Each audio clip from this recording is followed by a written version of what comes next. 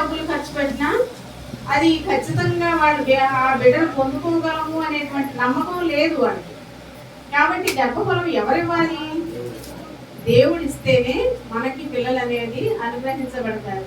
అలా పిల్లలు లేకపోవడం, పిల్లలు ఉండడం అనేది ఎలా అనేది ఒక సన్నివేశం మొదటి సమూయేలు గ్రంథం తీద్దాము.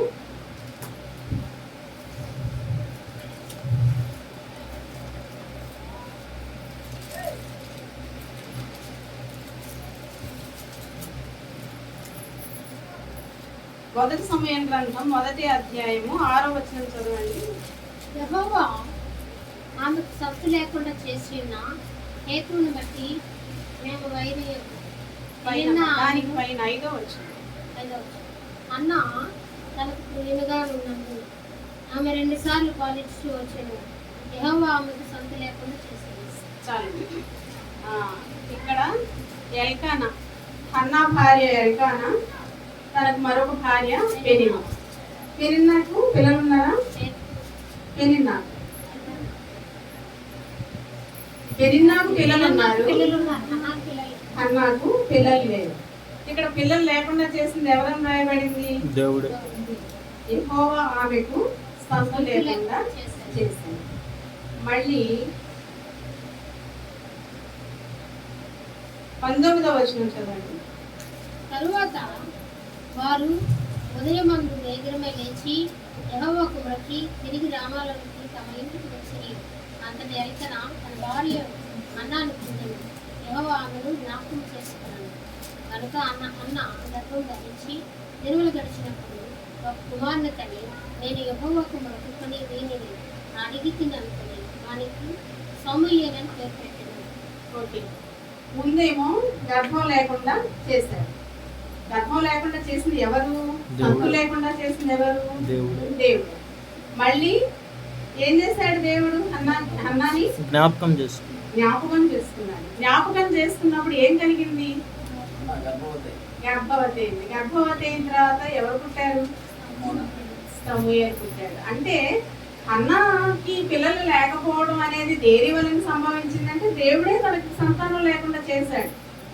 ఎందుకు చేశాడు ఏంటి అంటే మనం దాన్ని వెనక్కి వెళితే దాన్ని లోతుగా మనం ధ్యానిస్తే ఏంటంటే ఆ దినాలలో చాలా భయంకరమైనటువంటి పాపం ఏలీ కుమారులు చేశారు. ఏలీ కుమారులు చాలా భయంకరమైనటువంటి రీతిలో పాపాలు చేస్తూ అక్కడికి దేవుని యొక్క మందిరానికి మొక్కడానికి వచ్చిన వారితో కూడా వారు పాపం చేయడం, దేవుని యొక్క సన్నిధిలో చాలా భయంకరమైనటువంటి అపరాధం జరగడం, దేవుడు చాలా కోపించడం, ఇవన్నీ జరిగిన సందర్భంలో హన్నా ఒక మంచి న్యాయాధిపతిని గనక నాకు అనుగ్రహిస్తే నేను నీకు ఆ బిడ్డను నేను ఇస్తాను అని చెప్పేసి మొక్కుబడి చేసింది.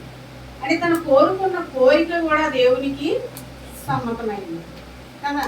మనం కోరుకున్న కోరిక ఎవరికి ఇష్టం అవ్వాలి? దేవునికి ఇష్టం అవ్వాలి. దేవునికి ఇష్టమయ్యే కోరిక కోరాలి మనం కదా. కొన్ని సందర్భాల్లో మనం ఎట్లాంటి కోరికలు కోరుతామంటే, దేవా నాకు ఒక మగపిల్లాడిని ఇస్తే నేను బాగా చదివించుకుంటాను, నన్ను పోషించేవాడు లేడు కదా, నాకు ఒక మగపిల్లాడు ఉంటే నన్ను పోషించడానికి ఉపయోగపడతాడు, పెద్దవాడైనప్పుడు కుటుంబ బాధ్యతలు మోసుకుంటాడు, ఇలా అలా అని లోక సంబంధమైనటువంటి కోరికలు మనం దేవుని సన్నిధిలో కోరతాం. కానీ ఇక్కడ హన్నా ఎలాంటి కోరిక కోరింది అంటే దేవుని ప్రజలను ఏరటం కోసం, పాలించడం కోసం ఒక న్యాయమనే బద్ధమైనటువంటి ఒక న్యాయాధిపతి కావాలి అని దేవుని సన్నిధిలో తను కోరుకున్న దానిని బట్టి ఏ విధంగా అయితే తను అడిగిందో, నువ్వు నాకు ఒక మగబిడ్డను దయచేస్తే వాని మీద క్షౌరపు కత్తి రానియను, బ్రతుకు దినములన్నీ కూడా నీకే నేను వారిని ప్రతిష్ఠిస్తాను, నీ సన్నిధిలో నీకు అప్పగిస్తాను అని మొక్కుకుంటే దేవుడు అట్లా మగబిడ్డనిచ్చాడు. మనం అనుకుంటున్నాము మగబిడ్డ కావాలంటే మగబిడ్డనిచ్చేయాలి, ఆడబిడ్డ కావాలంటే ఆడబిడ్డనిచ్చేయాలి. మనం దేని కోసం అడుగుతున్నాం అంటే మన భోగేచ్ఛల కోసం అడుగుతాం. మీరు అడిగేవి దేనికోసం అడుగుతున్నారు? మీ భోగేచ్ఛలను బట్టి అడుగుతున్నారు కాబట్టి అవి మీకు అనుగ్రహించబడట్లేదు అంటాడు దేవుడు.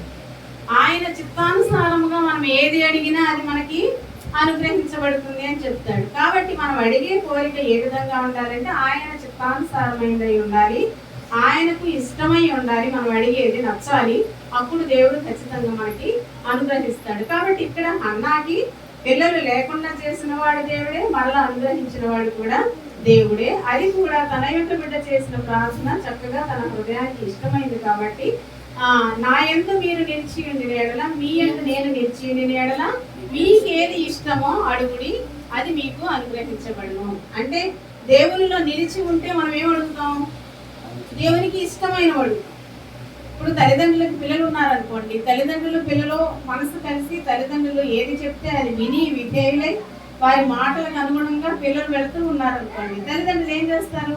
అది చాలా మంచివాడు, లేకపోతే ఈ పిల్ల చాలా మంచిది, మనం ఏది చెప్తే అదే వింటది, కాబట్టి తను ఏది అడిగితే అది ఇవ్వాలి అని ఇవ్వటానికి ఇష్టపడతారు. కాబట్టి మన దేవుని సన్నిధిలో దేవునికి అనుగుణంగా మన ఆత్మీయ జీవితాలు, మన యొక్క వ్యక్తిగత భక్తి జీవితం సమస్తము కూడా దేవుని దృష్టికి అనుకూలంగా ఉండాలి. అప్పుడు దేవుడు వాటిని మనకి అనుగ్రహిస్తాడు. అట్లాగే ఆదికాండం 15వ అధ్యాయం ఏంటోసారి